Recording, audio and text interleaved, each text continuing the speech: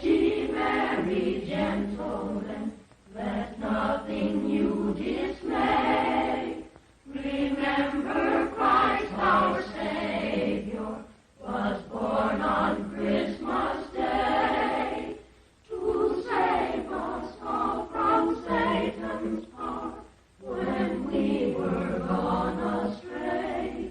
Oh, tidings of comfort and joy, comfort and joy. Oh, tidings of comfort and joy. From God our heavenly Father, a blessed angel came, and unto certain shepherds brought tidings of the same, that in Bethlehem was born the Son of God by name. Oh, tidings of comfort and joy, comfort and joy. Oh, tidings of comfort and joy. Fear not, then said the angel, let nothing you affright. This day is born a Savior of a pure virgin bride, to free all those who trust in Him.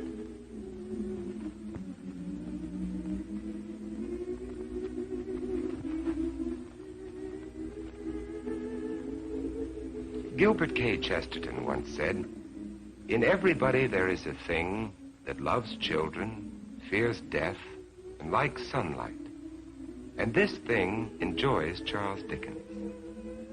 Before I tell you about the Christmas Carol, let me read to you what Charles Dickens himself wrote about this story. I have endeavored in this ghostly little story to raise the ghost of an idea which shall not put my readers out of humor with themselves, with each other, with the season, or with me. May it haunt their houses pleasantly. Charles Dickens. To begin with, Jacob Marley was dead. There is no doubt about that. You will therefore permit me to repeat emphatically that Marley was as dead as a doornail. Did Scrooge know that he was dead? Of course he did. Ebenezer Scrooge and he had been partners for I don't know how many years. Scrooge never painted out Marley's name, and so there it stood 7 years afterwards above the warehouse door. Ebenezer Scrooge. Oh, but he was a tight-fisted old sinner, hard and sharp as flint. The cold within him froze his features because he always carried his own low temperature with him. And he didn't thaw 1 degree. Not even at Christmas.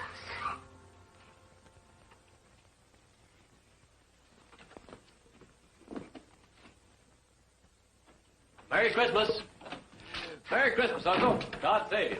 Christmas. Humbug. Christmas, a humbug? Uncle, you don't mean that, I'm sure. What reason have you to be merry? You're poor enough. What right have you to be dismal? You're rich enough. Humbug. What's Christmas to you but a time for finding yourself a year older but not an hour richer? Every idiot that goes about with Merry Christmas on his lips should be boiled in his own pudding. Now, Uncle, I know you... Now, you keep Christmas in your own way, Fred, and I keep it in mine. Be off now.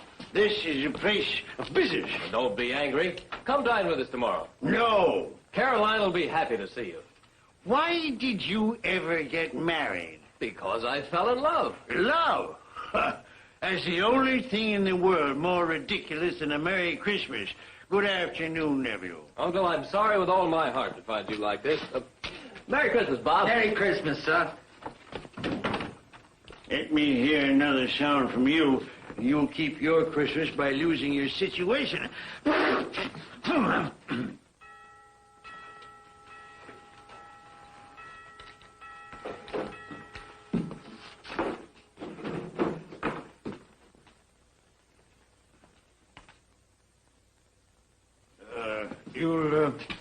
You want all day tomorrow, I suppose, Crescent. Quite convenient, sir. It's not convenient. But it's only one day in the year, sir. A poor excuse to pick the pocket of your employer every 25th of December. But be here all the earlier next morning. I will, sir. And a Merry Christmas to you, Mr. Scrooge. Ah.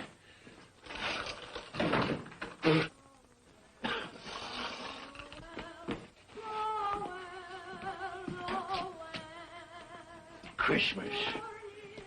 Nonsense. Humbug.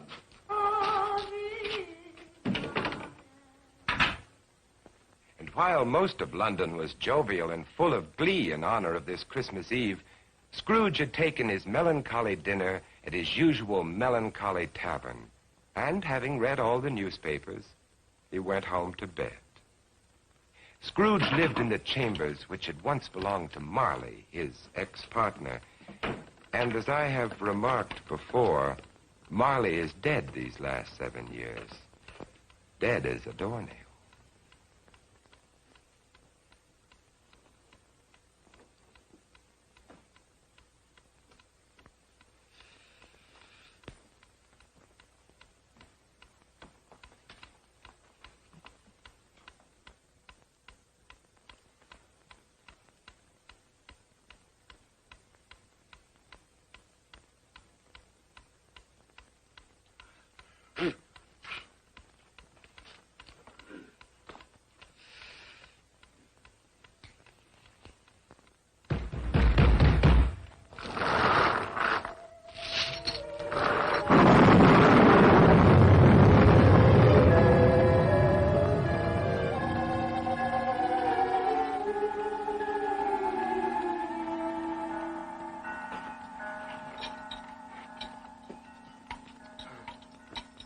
Ebenezer Scrooge? Oh, no. What do you want of me? Much. Who are you? Life I was your partner, Jacob Marley. You don't believe in me? I don't.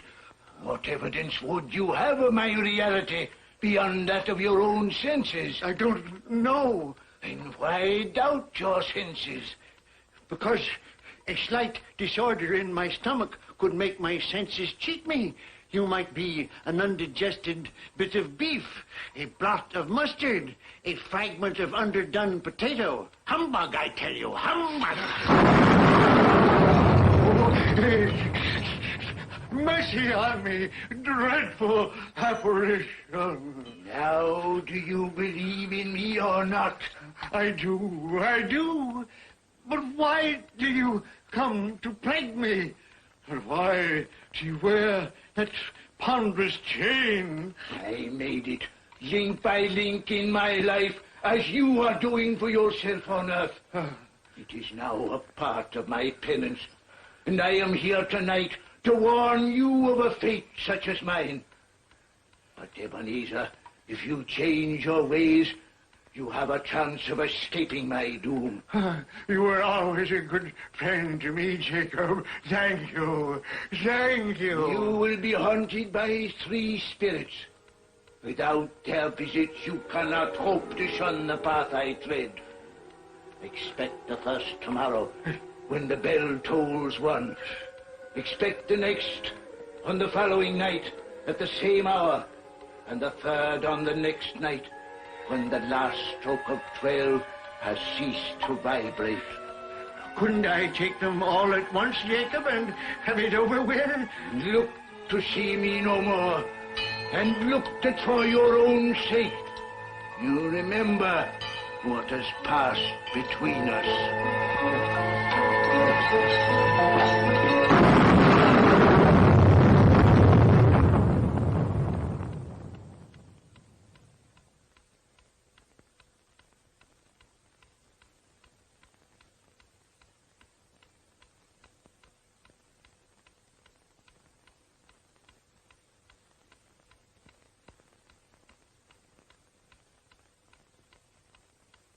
Scrooge tried desperately to say humbug to the strange happening, but the word stuck in his throat, unuttered.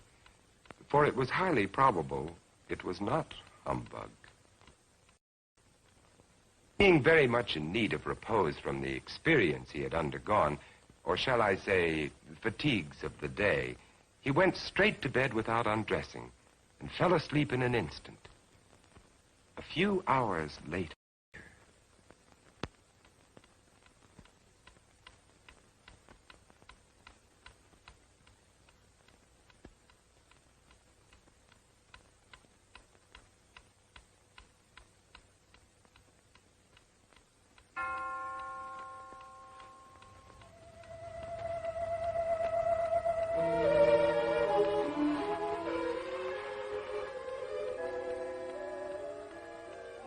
Are you the spirit whose coming was foretold to me? I am. Who and what are you? I am the ghost of Christmas past. Long past? No, your past. What business brings you here? Your welfare. I have things to show you, which are the shadow of the things that have been. Rise.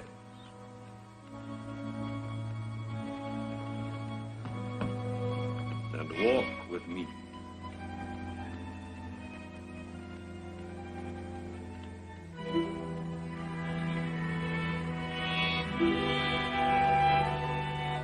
the ghost of Christmas past led Scrooge down the road which he had forgotten for so many years. He showed him a Christmas day in the past, which was a happy one for most children, but not for one lonely schoolboy. Ebenezer Scrooge. Do you know that boy?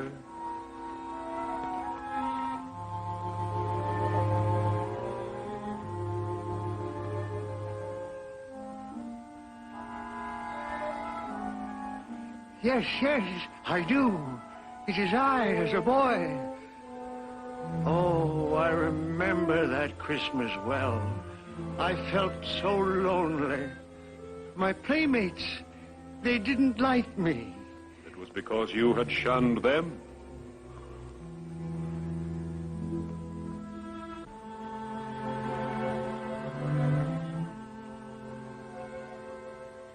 Oh, poor boy. I wish... What is the matter? There was a boy singing a Christmas carol on the street last night.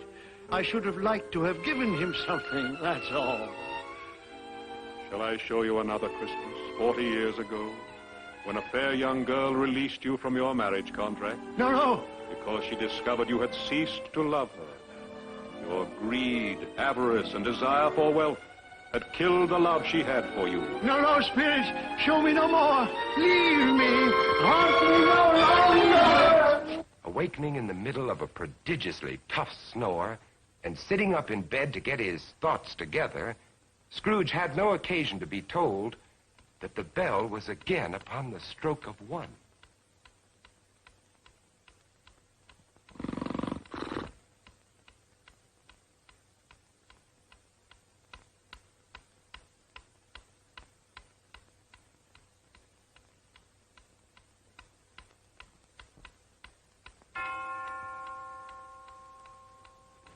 Scrooge!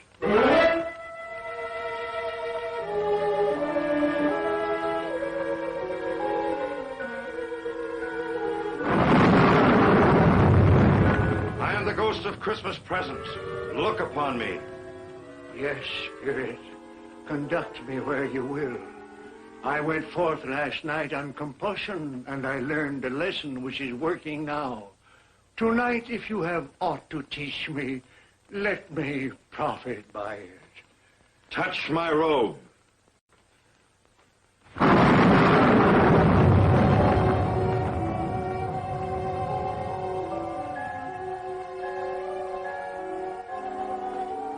Look.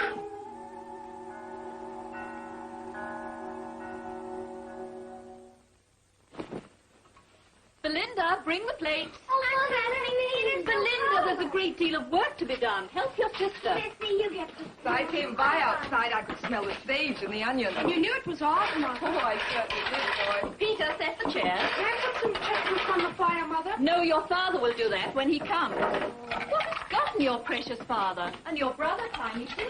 And Martha wasn't as late last year by half an hour. Oh. This is the house of your clerk, Bob Cratchit. But he has hardly a penny to his name. I, the ghost of Christmas present, have blessed his house. Here comes Bob now with another member of his family, Tiny Tim. And a Merry Christmas, everybody. And there you are, Tiny Tim, right in your own chair. Merry Christmas, Bob. And Martha. Yes, here I am again. Christmas wouldn't be Christmas without Martha coming to visit us. Bob. And how did Tiny Tim behave today, Bob? Fine. He told me coming home that he was glad he'd been to church, because it's pleasant to remember that the day is called Christmas, after he who made the lame to walk and the blind to see. Oh, what a beautiful Christmas table. It would be more beautiful if we had a turkey, but we'll manage. Of course we will. See what a happy family your clerk has on only 15 shillings a week? Tiny Tim. I didn't know he was sick and a cripple. Mr. Scrooge. I give you Mr. Scrooge, the founder of the feast. The founder of the feast, indeed. I wish I had him here. I'd give him a piece of my mind to feast upon. Dear, it's Christmas Day. It should be Christmas Day, I'm sure, when one drinks the health of such an odious, stingy, hard, unfeeling man as Mr. Scrooge. My dear, it's Christmas. Very well. I'll drink his health for your sake, and because it's Christmas. Long life to him. A Merry Christmas and a Happy New Year. A Merry Christmas and a Happy New Year. God bless us, everyone.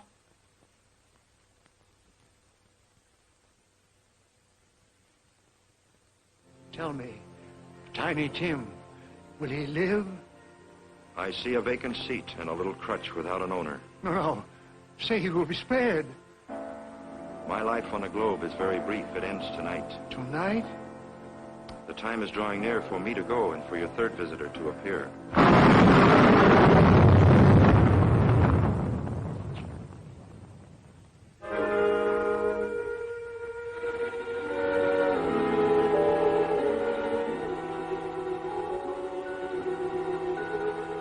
I am in the presence of the ghost of Christmas yet to come. Ghost of the future, I fear you more than any specter I have seen. But lead on. I want to know.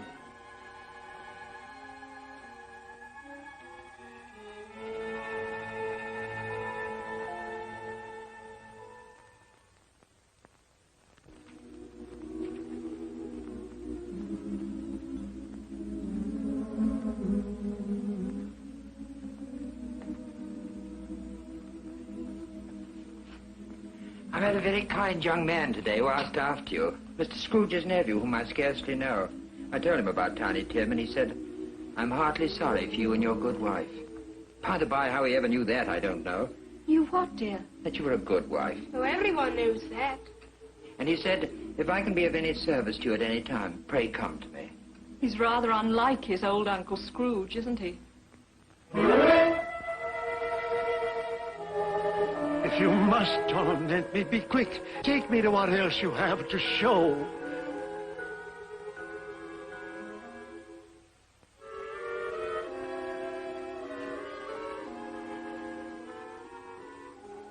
I don't know much about it either. I only know he's dead. When did he die? Last night, I believe. What had he done with his money? I haven't heard. But he'll have no use for it where he's going. It's likely to be a cheap funeral, for upon my life I don't know anyone to go to it. Suppose we make up a party and volunteer. When I come to think of it, I'm not at all sure that I wasn't his most particular friend. For we used to stop and speak whenever we met. I don't mind going to his funeral if lunch is provided. Tell me what man they are speaking of. Who is it that lies dead?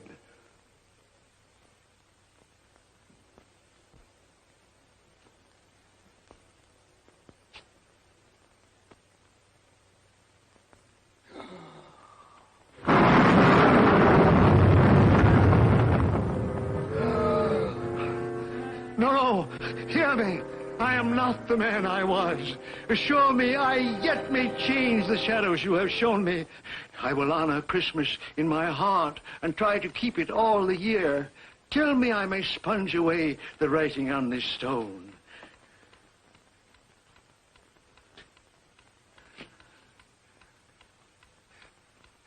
Marley! Marley! Jacob Marley! Heaven and Christmas time be praised for this. I will live in the past, the present, and the future. The spirit of all three shall thrive within me. Boy,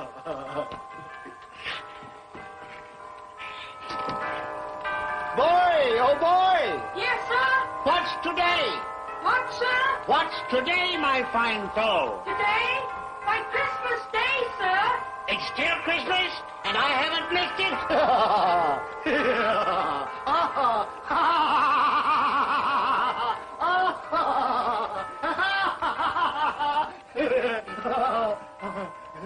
For a man who had been out of practice for years, Scrooge gave a most illustrious laugh, the father of a long line of brilliant laughs.